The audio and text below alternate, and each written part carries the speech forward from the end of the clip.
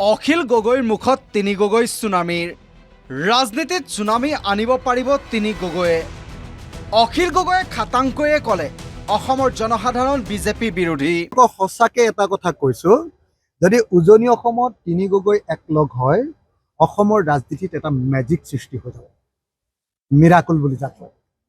অসমৰ ৰাজনীতিত অকল ধুমুহা নহয় অসমৰ ৰাজনীতিত কি বুলি কয় যাদু এটা তৈয়াৰ হৈ যাব যেটো যাদুৱে সম্পূৰ্ণৰূপে বিজেপিক একদম ধুলি কৰি লৈ যাব অখিল গগৈ তিনি গগৈ সুনামিৰ প্ৰসংগত কি ক'লে মুখ্যমন্ত্ৰীয়ে তিনি গগৈয়ে একেলগে বহি ভাত পানী খালে এক হৈ যায় কিন্তু তিনি গগৈ এক নহয় কিয় তিনি গগৈ সম্পৰ্ক আৰু ভাল কৰাৰ কৌশলো দিলে মুখ্যমন্ত্ৰীয়ে নহয় কিয় এক যদি এক হলে সুমানি আহিব কি কয় সুনামি যদি এক যদি হয় তাহলে হবতো লাগে না নহয় কিয় তেওঁলোকে ৰাইজৰ দলৰ সভাপতি শিৱসাগৰ সমষ্টিৰ বিধায়ক অখিল গগৈ মুখত আখৈ ফুটা দি ফুটিছে তিনি গগৈ প্ৰসংগ তিনি গগৈ একলগ হলে উলট পালট হ'ব ৰাজ্যৰ ৰাজনীতি মেজিক সৃষ্টি কৰিব অখিল লুৰিণ গৌৰৱ গগৈয়ে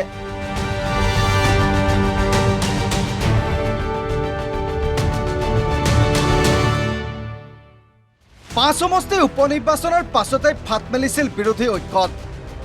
বিৰোধী ঐক্যৰ পৰা আঁতৰি যোৱা কংগ্ৰেছক গোৱালগালি দিছিল অখিল গগৈয়ে উপনিৰ্বাচন যোৱাৰ পাছতে পুনৰ চৰ্চা বিৰোধী ঐক্যৰ মিত্ৰতা হীৰেন গোহাঁইৰ নেতৃত্বত নাগৰিক সমাজৰ প্ৰচেষ্টাত সোণাপুৰত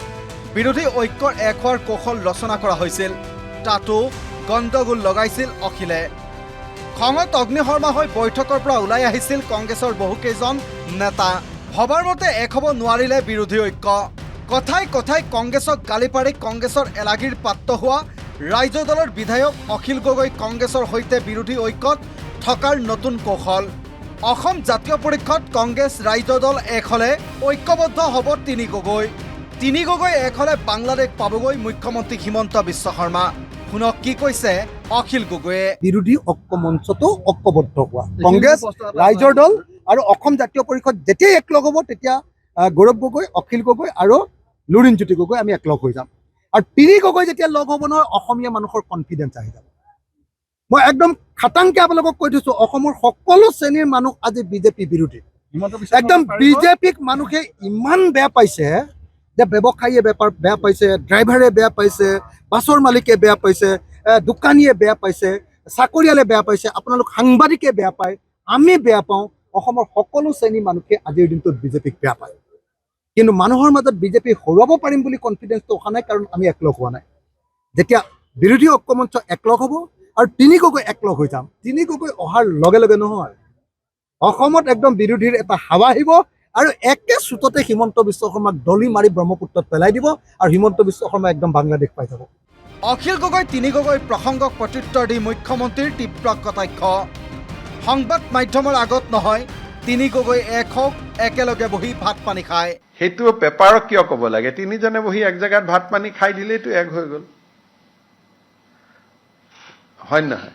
মই জানো তিনিজনে পিছত এইটোও ঠিক কৰিব লাগে যে নিজৰ ল'ৰা ছোৱালীক তিনিজনৰ মাজতে পৰিয়ালতে বিয়া বাৰু দিয়া এনেকুৱা আৰু তেতিয়া সম্পৰ্কটো আৰু ভাল হৈ যাব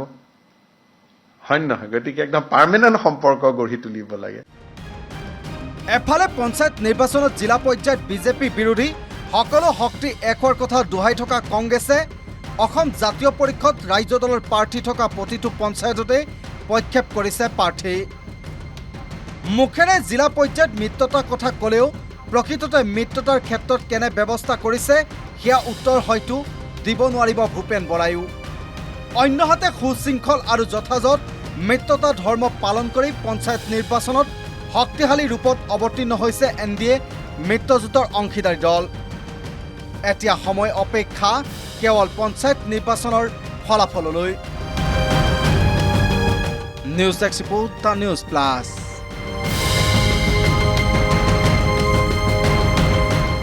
যিকোনো খবৰৰ বাবে যোগাযোগ কৰক 7099017330 লগতে 7099017110 নম্বৰত